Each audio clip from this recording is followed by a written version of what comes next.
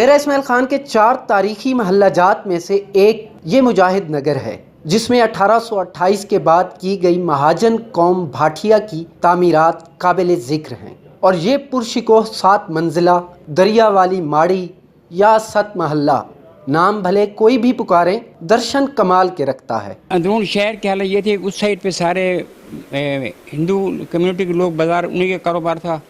ادھر میں آپ کو بتا رہا ہوں ڈی خان کے لوگ یہ تھے، معاشی طور پر ہندو سروائیو کر رہے تھے۔ بھاٹیا ان کی امیر ترین قوم تھی، ہندوؤں کی۔ بھاٹیا ان کی امیر ترین قوم تھی، باقی ان کے اور قومیں بھی ہیں اس میں، لیکن بھاٹیا سروائیو کر رہے تھے پاکستان ہمارے ڈی خان کے اندر۔ اور بڑے مذہبی لحاظ سے بلکہ اگر یہ بھاٹیا بازار جو ہے، یہ آپ دیکھتے ہیں، یہ بڑے بڑے ویپاری کاروباری بمبے سے ڈائریکٹ بزنس کرتے تھے، کلکتہ سے بزنس کرتے تھے، یہی ان کی دکانیں تھیں، یہی ان کے اڈے تھے، یہی ان کی وہ کاروباری مرکز بنے ہوئے تھے، ان کے ٹھکانے تھے۔ پختہ اور باریک اینٹوں سے مزین 2 فٹ چوڑی ساگوان اور دیار کی لکڑی سے آراستہ و پیراستہ شہر کی یہ سب سے بلند حویلی ہے، جو جیسا رام لوٹھے کی رہائش گاہ تھی۔ جیسے لوٹھا عموماً غلط العام ہو چکا لوٹا، چونکہ ہمارے ہاں سیاست کا اتنا گمبھیرتا رہی ہے کہ اسے عام زبان میں ہی ہم لوٹے کو لوٹا نہیں، یہ لوٹھا، یہ وہ لوٹھا تھا جسے اللہ تعالیٰ نے بہت دولت سے نوازا۔ یہاں بھی وہ سیٹ ہی تھا، اور لطف کی بات یہ ہے کہ جو ہمارے بر صغیر کے جو بڑے بڑے سیٹ تھے، ان 8 سیٹ کا تعلق ڈی اے خان سے تھا۔ اچھا، اب یہ جیسے بگئی محلے والے ہیں، یہ بھی سیٹ تھے، اور یہ لوٹھا بھی سیٹ تھا، تو یہ گھر دراصل اسی لوٹھے کا تھا۔ 7 فلورز پر الگ الگ ڈیزائنز اور چوب کاری نفاست ذوق اور گراں مایہ شوق کے ساتھ ندرت تعمیر کا مظہر ہے۔ منو وزنی دروازوں کا بغیر کیل کے جڑاؤ اور قیام تو لاجواب ہے، البتہ بالائی منزل کے لیے زینہ کی بناوٹ کے کیا کہنے۔ بہت ہی بڑی بلڈنگ ہے، اور کام بھی بہت باریک ہے، جو آج کل ہوتا نہیں ہے۔ اگر کروائیں تو وہ پرانے مستریوں کو ڈھونڈ کر لانا اور ان کو پے کرنا کافی مشکل ہوتا ہے۔ اس کی آپ اگر اس کو دیکھیں تو اس کی کاسٹ بھی زیادہ ہوتی ہے، کیونکہ وہ اگر جس طرح یہ کام ہے، اس کو ایک چیز بھی گرتی ہے، ہمیں وہی لکڑی چاہیے ہوتی ہے، اسی کوالٹی کا، پھر اس کو بنانا، پھر اس کو وہی جگہ پر فٹ کرنا، یہ ظاہر ہے مشکل کام ہوتا ہے اور ایکسپینسو ہوتا ہے۔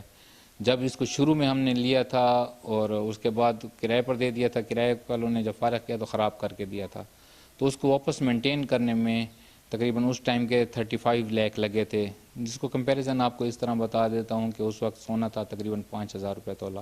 7 منزلے کو جیسے لوٹھے نے اپنی بہن جمنا دیوی کے گھر سے سیڑھیوں کے ذریعے متصل کرایا، جبکہ 4تھی منزل پر بنایا گیا صرف ایک روشن دان ہی پوری عمارت کے زیریں حصے کو تازہ ہوا بہم پہنچاتا ہے۔ اس مہارت اور صنعت گری کو ماننا پڑے گا۔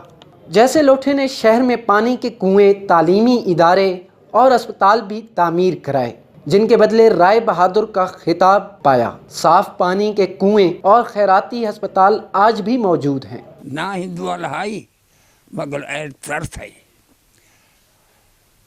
یہ جیسے لوٹے علی ہسپتال بنی کھڑی ہے، ہوں زندہ ہے یا 60 ہے، یہ انہیں بڑھایا، کوئی انہیں تمیز نہیں کہ ہندو آوے یا مسلمان آوے، ڈیرہ آوے شفاف آوے۔ گزرے وقت اور موسم نے بعض جگہوں پر اپنے اثرات چھوڑے ہیں، جس کے لیے حکومتی سطح پر بھی دیکھ بھال تقاضائے وقت ہے۔ وہ کاریگر تھے جنہوں نے مطلب دن رات ان کو کافی ان پہ محنت کی ہے، اور پھر وہ لوگ اس کی مینٹیننس بھی رکھتے تھے۔ اب تو ان پہ نہ کوئی لوگ ہیں جو رنگ روغن کراتے ہیں، ورنہ بارش اور دھوپ کی وجہ سے، لیکن پھر بھی یہ ابھی تک ویسی ان کی ہے، مضبوطی ویسی ہی ہے، لیکن اگر ان پہ رنگ روغن ہوتا تو مزید یہ نکھر کے سامنے آتی۔ اگرچہ لاہور یا پشاور کی طرح زیادہ شہرت تو نہ ملی، تاہم دیوناگری رسم الخط لیے یہ تختیاں اپنی عظمت رفتہ کا پتہ ضرور دیتی ہیں۔